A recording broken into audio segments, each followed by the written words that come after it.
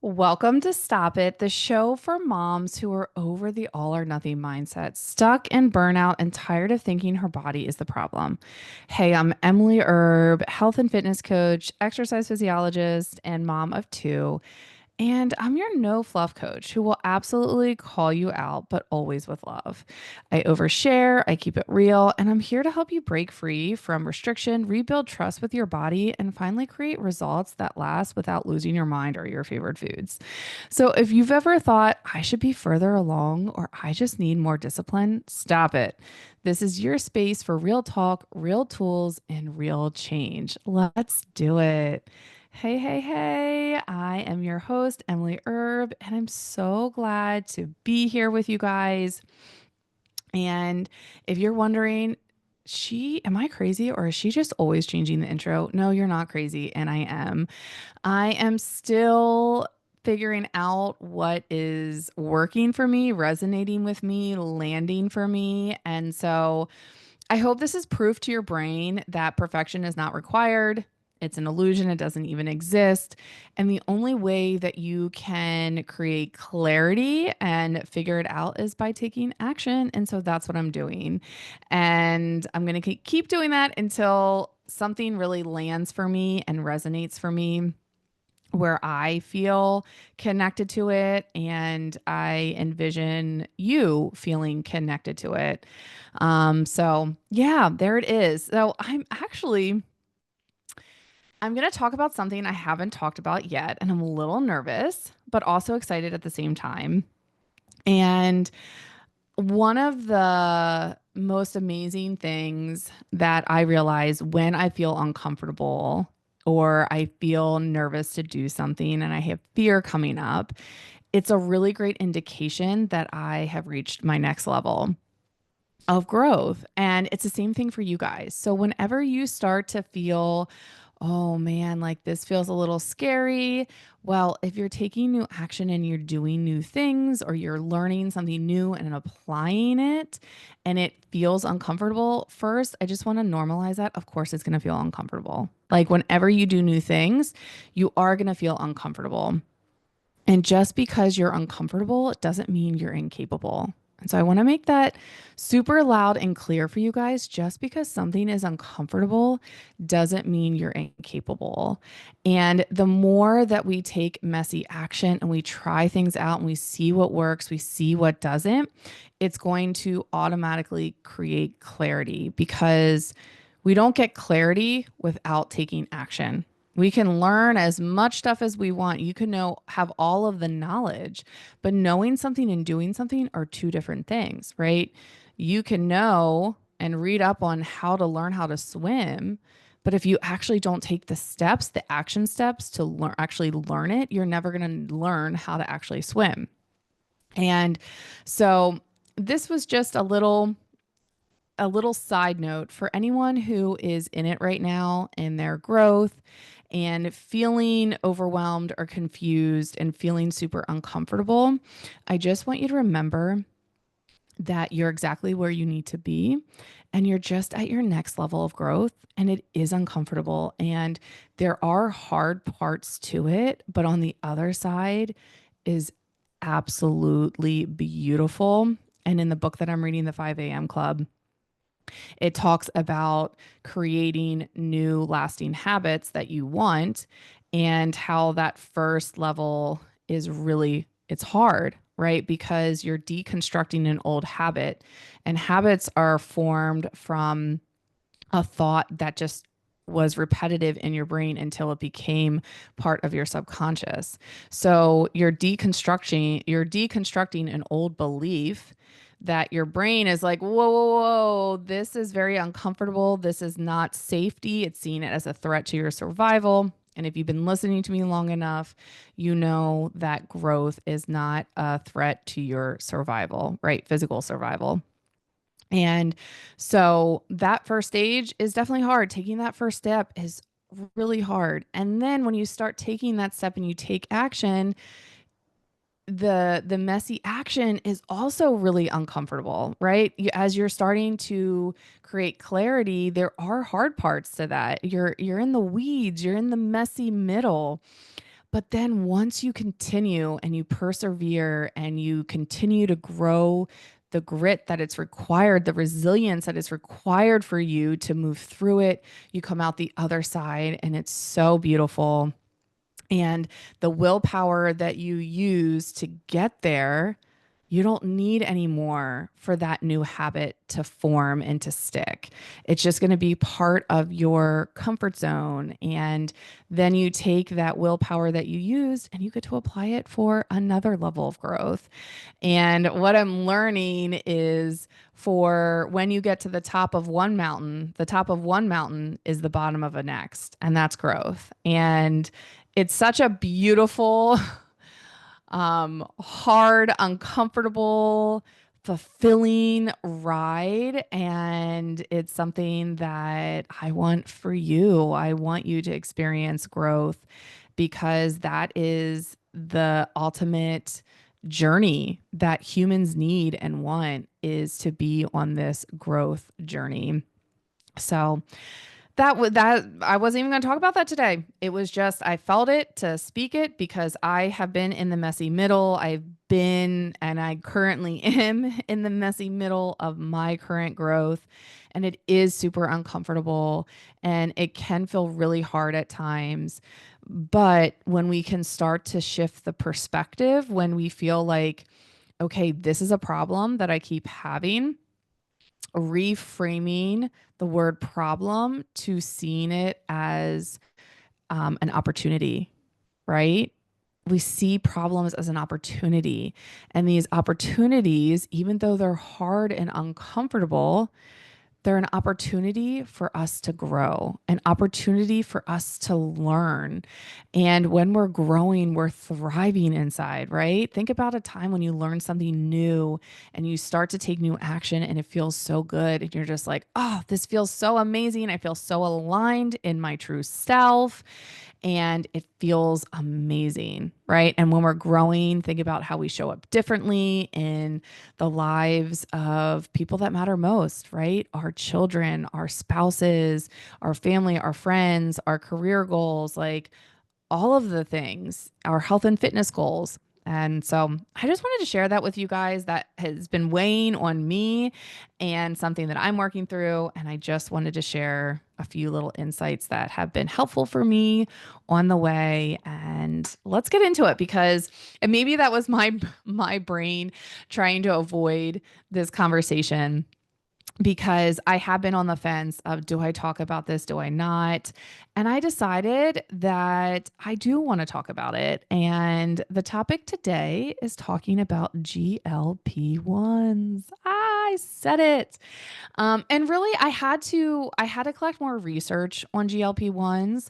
And so that I can give you data about GLP-1s, what they are, what they do, what happens when you're on them, when you're taking them. And before I get into the messy middle, I want to state my intention with this topic today because I do personally know people who are on it. And my goal is to just share facts, data, insights. And I'm not here to say GLP-1 is good or bad or shame anyone who is using it or currently using it or have used it in the past because that's not how I see GLP-1s. I see GLP-1s as a tool, as just another tool in your toolbox. Just like when I worked in the bariatric surgery center, I saw bariatric surgery as just another tool. And we all get to decide what tools work best for us. And no one can tell you what tool is going to be best for you. The only person that can know that is you, yourself. And so I'm just here to talk about the tool, give maybe some insights about the tool, and you always get to decide what works for you, and what works for you might not work for someone else. And that's okay. It's not good or bad. It's just what is. And so I just wanted to really state and make sure my intention is clear on here because I truly do see GLP-1s as a tool, just like I see macro counting as a tool. And all the tools that are available to us, the person who wields that tool, right, is the person who has the power. GLP-1s are not magic. Macro counting is not magic. Nothing is magic. You are the magic. You are the one that makes the magic happen. And of course, there are different ways to apply the tools that are going to be more beneficial to you and get you the results that you want, right? It's how we wield that tool. And that's what makes the difference on if this tool is successful or not. Because listen, I worked in the bariatric surgery center for 10 years. And we know facts like the bariatric surgery, whatever one, people get, the gastric sleeve or the Roux-en-Y, which is also the most common term is gastric bypass. We know it works. There's data. There's tons of studies that show, yes, you do this surgery, you will lose weight. And we would have patients that would regain their weight. So we knew the tool worked. But then we started getting curious as to, okay, why does it work for some people long term and not others?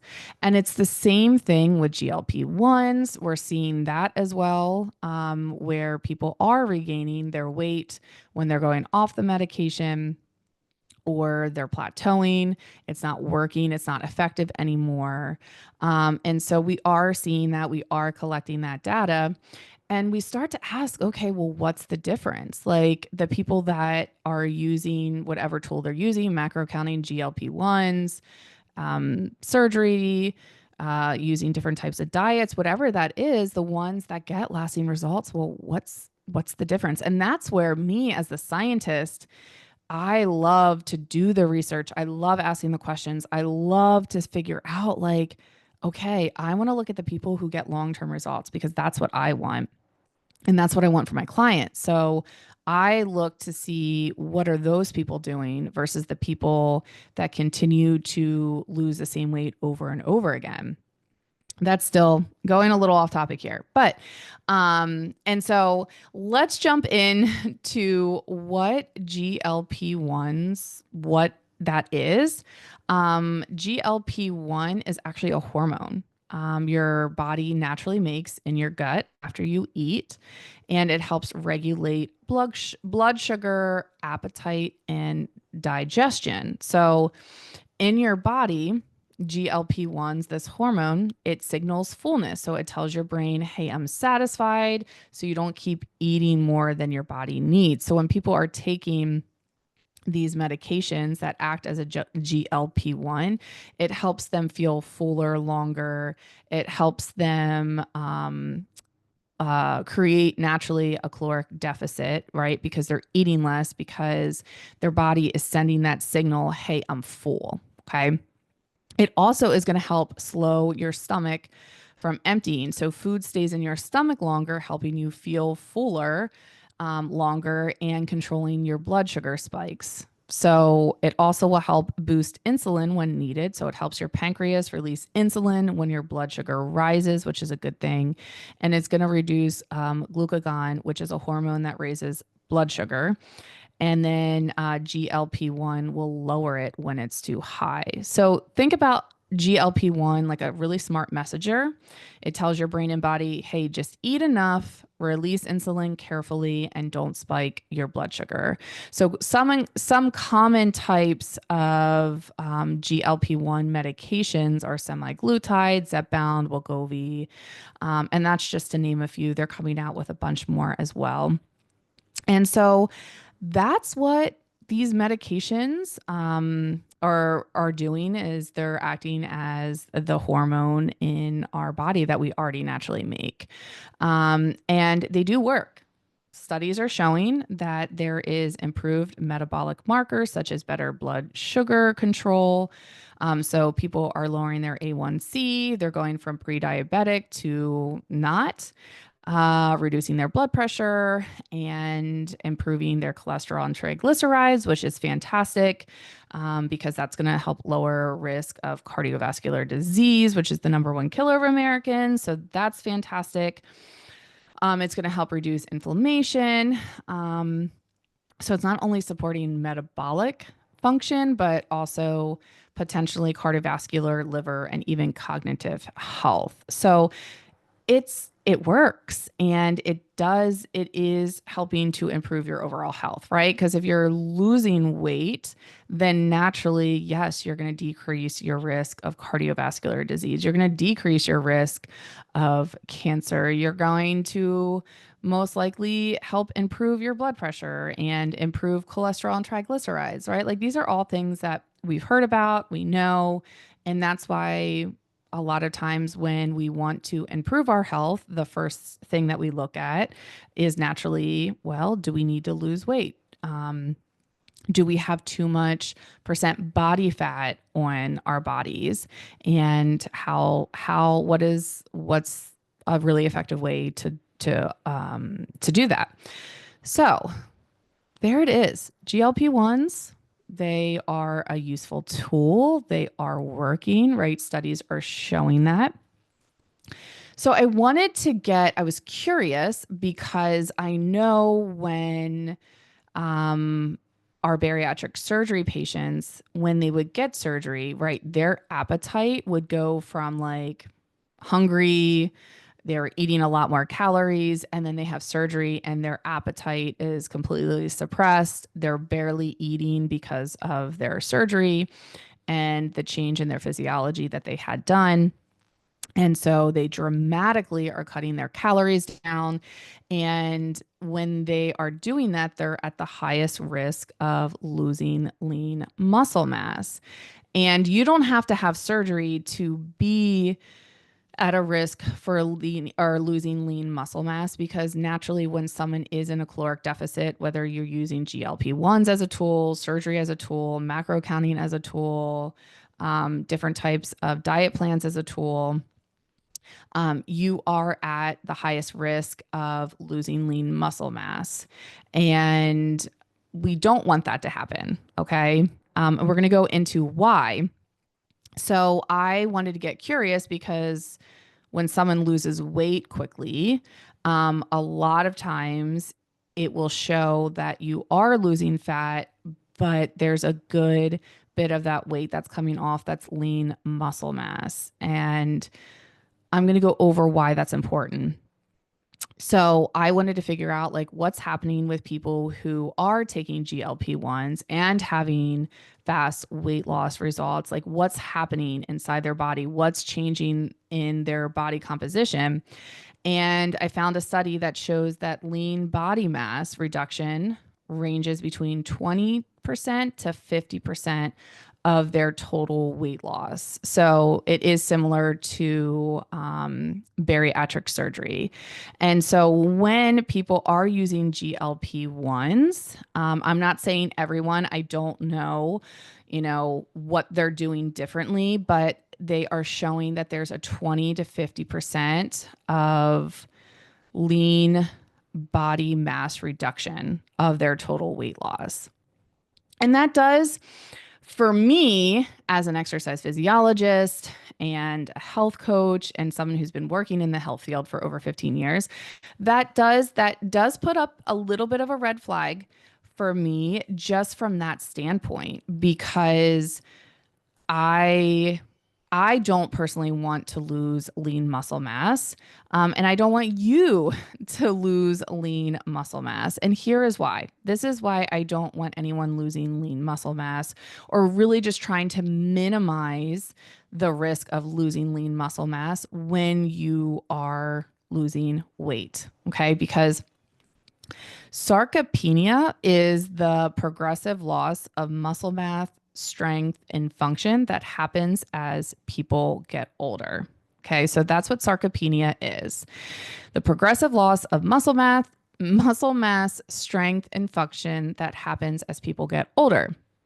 And it usually starts around the age of 30 to 40 and speeds up after the age of 50 if you're not actively doing things to preserve your lean muscle mass. So that would be strength training, that would be getting in adequate protein. Okay. And so when you're losing muscle mass It's going to affect your balance, mobility, metabolism, independence, and even lifespan. And there's other things that it's going to affect too. Okay. So, some causes of sarcopenia include aging, right? It starts around the age of 30 to 40, speeds up after the age of 50.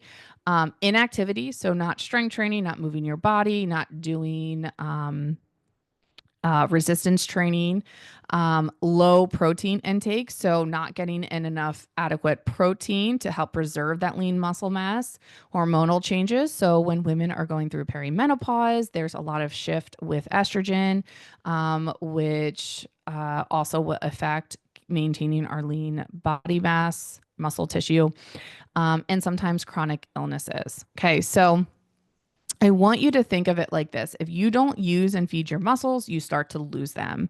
And the loss isn't just strength, it can also mean slower metabolism, right? Having a really great metabolism, a big indicator of that is how much lean muscle mass your body has. So, if you have a slower metabolism, it can mean easier fat gain, higher risk fall, and less resilience against stress or illness. Okay. And like I said, the highest risk of losing lean muscle mass is when you're in a fat loss phase. So, just like any tool, using GLP-1s, using macro counting, that's the tool that I use, having a diet plan that, cuts out carbs or sugar or intermittent fasting, right? It doesn't matter. Whatever tool you're using, you are always going to be at the highest risk of losing lean muscle mass. And that is why getting in enough protein, adequate protein, and strength training is the top two things that you can do to help combat that, right? And that is exactly why I like macro counting, because macro counting, you focus on, okay, how much protein does my body need, right? And you're looking at that, and you only get that through collecting data and tracking your food and knowing your macros. And so when I'm in a cut loss phase and when my clients are in a cut loss phase of losing fat, we take a look at their protein. We see what their current intake is, and then we set a goal based off of where they're at.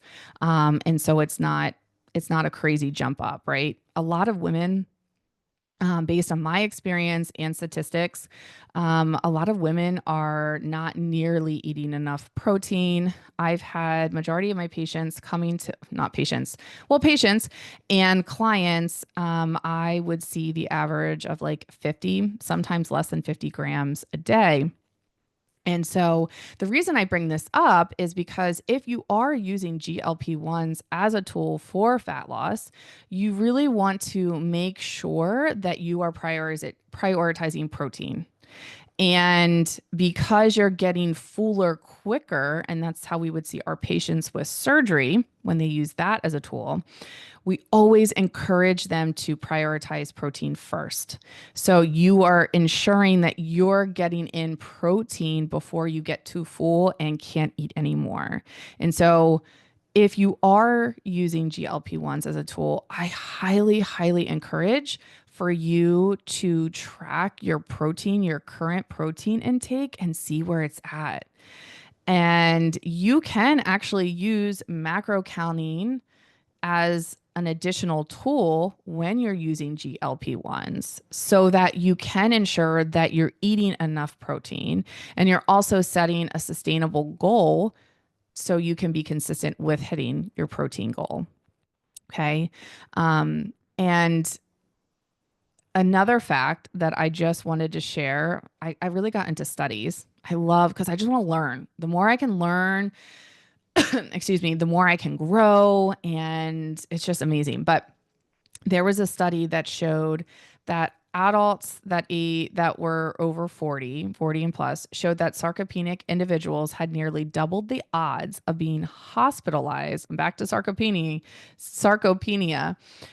meaning less muscle mass, right? Losing it, of being hospitalized, with the average additional hospitalization cost of $2,315 per person. And for women specifically struggling with sarcopenia, losing lean muscle mass.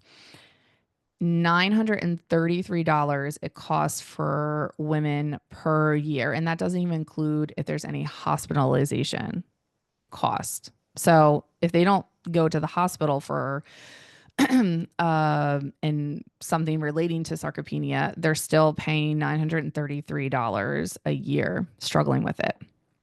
And this is not, I just want to make this super clear. This is not to scare you and to like go into reaction mode and be like, oh my gosh, okay, I gotta do all these things. I gotta make sure I'm prioritizing protein and getting enough. Oh my gosh, but how do I know like how much I should be getting? Da da da da. I'm not strength training or I'm not doing consistently. I need to start strength training. Like, take a big deep breath in. Let's do it one more time. In through your nose, hold it, and out through your mouth. Okay. This is not to scare you. This is just showing you a different perspective. And this is just showing you some awareness and understanding of the tool that you might be currently using or thinking about using, and to use it wisely. Because again, any tool that you use, that's not magic. You are magic. And the person that is utilizing the tool is going to be the determining factor whether you hit your goals or not, whether you're successful with it or not. Same thing with macro counting. Macro counting isn't a magic tool. And I thought that, excuse me, it's not a magic tool. I was able to use it in an effective way to be able to get long-term results, but it doesn't mean that that is a magic tool. It just means that I hold the magic just like you do, and you hold the power. So I want you to start to think about, and I can give you a couple tips too. If you're thinking about, okay, well, how much protein should I be eating? I will give you a couple of those tips. Okay. Because you're using GLP-1s. I want you to be successful with them. And I can definitely help give some tips with the protein. All right. But I want you to start to think about what kind of success do you want, right? If you're taking GLP-1s, you're using macro counting, right? Obviously, not obviously, but especially with the GLP-1s, you're looking for weight loss. And more specifically, right, you're looking for fat loss. When people say they want to lose weight, you're not looking to lose lean muscle mass, right? You're learning like that's not what you want. And you don't want to lose more water. You don't want to lose any of your organs, right? Because the scale doesn't determine how much fat we have or lose. It just tells us how much weight we're losing. So when you are having a goal of losing weight, you're really saying you want to lose fat, right? So I want you to think about what kind of success are you wanting from your fat loss goals, right? And we have to determine our success, what success looks like, so we can actually get there. And a question I want to ask you is, are you in it for the short game where you can drop weight really, really fast? And as you all are learning that when you're dropping weight really, really fast, not prioritizing protein, right? You're losing more than just fat when you're doing that. Okay. And especially if if you're hopping from one method to another, right? Like a different tool from another and not changing behaviors, right? That's going to produce short game is going to produce short-term results. Or are you in it for the long game, right? Do you want long-term results? So short game, you're going to get short-term results. Long game, you're going to get long-term results. So you get to ask yourself, what do you want, right? You want short-term results. You want to get weight loss as fast as you can. And I get it. There is nothing wrong with that. Listen, I wanted weight loss as fast as I can. Whenever I set a goal, I was like, okay, I want to get there as fast as I can, right? But if we're going to extremes, and I'm not saying we are with GLP-1s, I'm going a little off topic here because I'm talking about what kind of success you want, right? If you are going to extremes and burning out, right, what kind of results are you going to get short term, right? So I want you to get clear on, are you in it for the short term or the long term? Get clear on what you want first. Without a vision or a big goal that you have in mind, you're constantly going to feel overwhelmed, confused, going to get burnout, and that's what keeps you in the stop start cycle. Okay. So, for example, let's say that you decided you want to go to Australia. I'm manifesting that actually for myself. So, we're going to use that as an example. Say you want to go to Australia. Fantastic. That's your end goal. So, you have to start with the end in mind. Stephen Covey said that. And excuse me, sorry.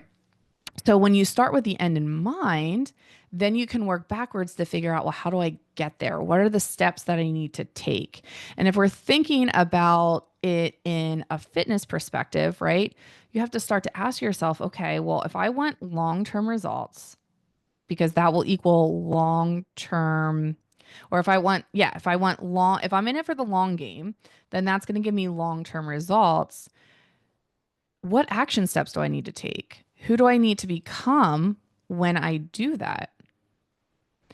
And so that's a whole other topic as well, talking about your identity and who you need to be in order to get to your end results. But I want you to decide to think about, like, what success are you looking for? And if you are in it for the long game, like you want the long-term results, you're in it, you're committed, then girlfriend, you're in the right spot in the right podcast. Okay. I got you. And if you're looking for short-term fixes, and then I know for sure you're not in the right podcast, and that's okay too. There's no right or wrong here. It's what you decide is what success looks like for you. And there's no shame in wanting to get there faster. We all do. Who doesn't want to get to their goals faster? There's no one saying, well, you know what? Like, I'd rather get to my goals as slow as I can. No, everyone wants to get there faster. But sometimes we do things that we think we're going to get there faster, and it actually slows us down or keeps us in the same spot, right? So, a great tool that you can utilize to figure this out and figure out what kind of success you want, what does that look like? Get specific, right? Like if you want weight loss, okay? And I'm just going to keep it to using the word weight loss because that's what most people associate with wanting fat loss is weight loss. You want weight loss. Okay, great. What is weight loss going to give you? What are you hoping you're going to achieve from that? Okay, maybe it's improving your health. Fantastic. Okay, let's go a little bit deeper. If your health is improved, what is that going to give you? Well, if I have better health, I'll have maybe more energy. Okay, fantastic. If you have more energy, what are you going to be doing that you're not already doing or more of? Oh, well, if I had more energy, I would play with my kids more. Okay, maybe you go for a bike ride with your kids. Fantastic. And you can go as deep as you want. If riding a bike with your child is important to you and that resonates with you, and you're like, you know what?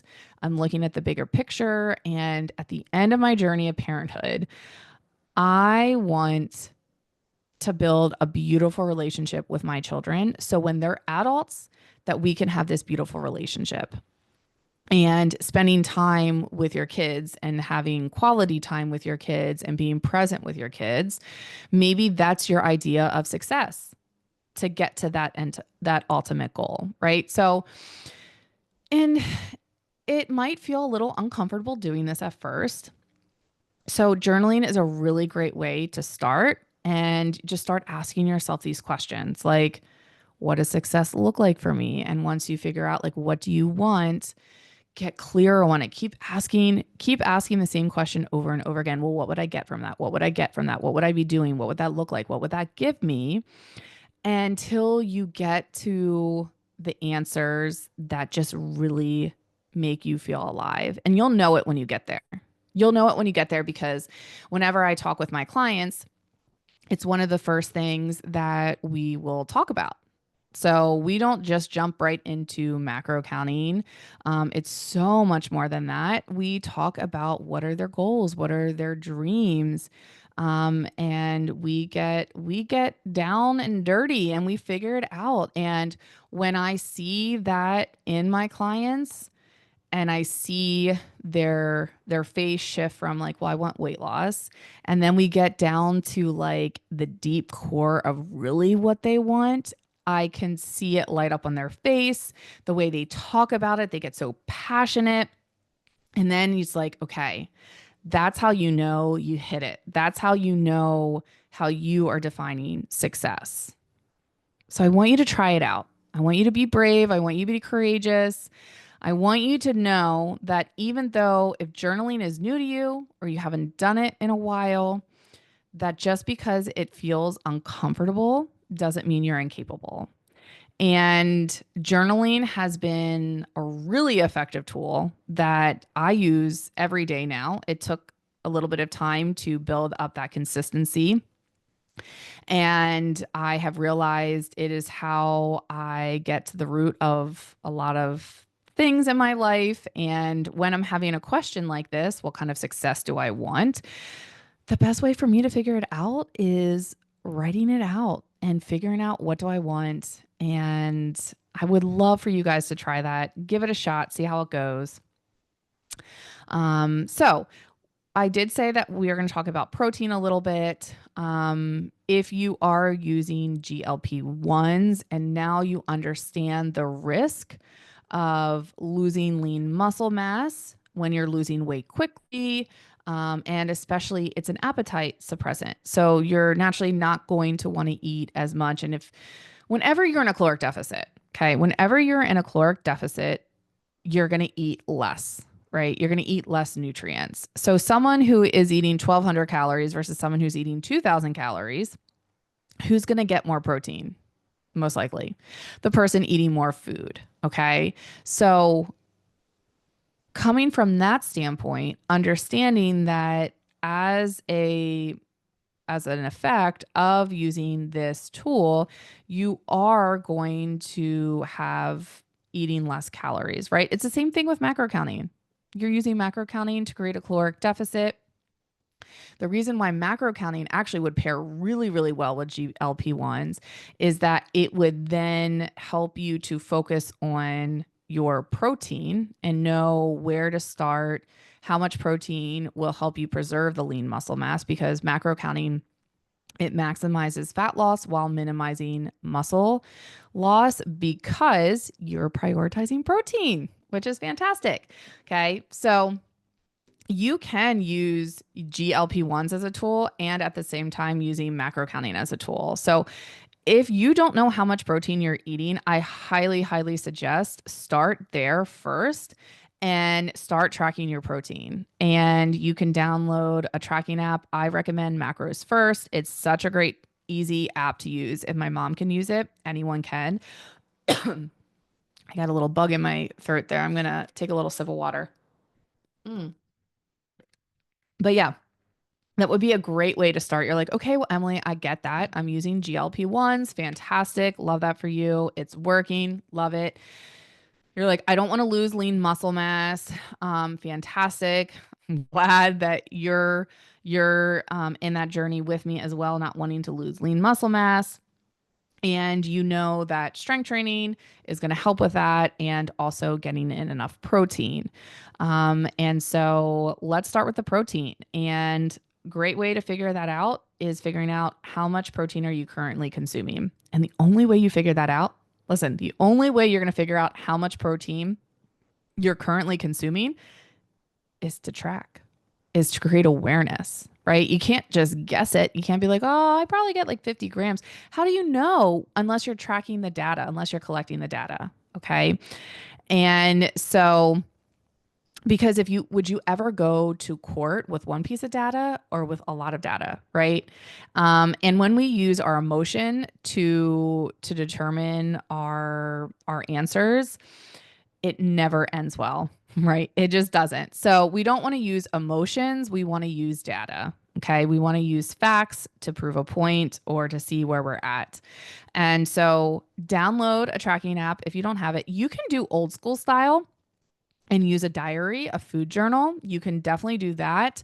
That is going to require more time writing it out and then using a calculator to calculate that all. So there'll be more of a user error, increase of user error, human error on that, in case you're not getting the numbers correctly, adding them up. So I make it easy. I use Macros First. That's the app I use to track my macros. And just start tracking right now. Don't make any changes. Just kind of see where you're at and see how much protein you're eating. And the goal, like the bare minimum that we're just going to roughly use is really 100 grams. And depending on your age, there's a lot of factors on what would be the most effective protein goal. But I'm just going to use just like bare minimum is 100 grams is what I recommend.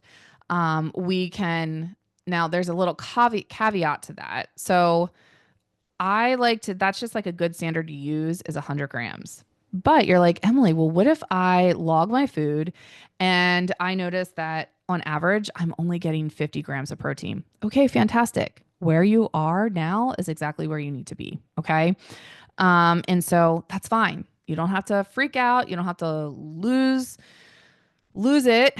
You just know that's your starting point. So, and if I just kind of give you like the bare minimum is 100 grams, then you know that's a goal that you can slowly work your way to, right? You don't have to jump. I would never encourage someone to go from 50 to 100. That's not what I teach at all. I teach sustainability because we know when something is sustainable, we're creating a new habit.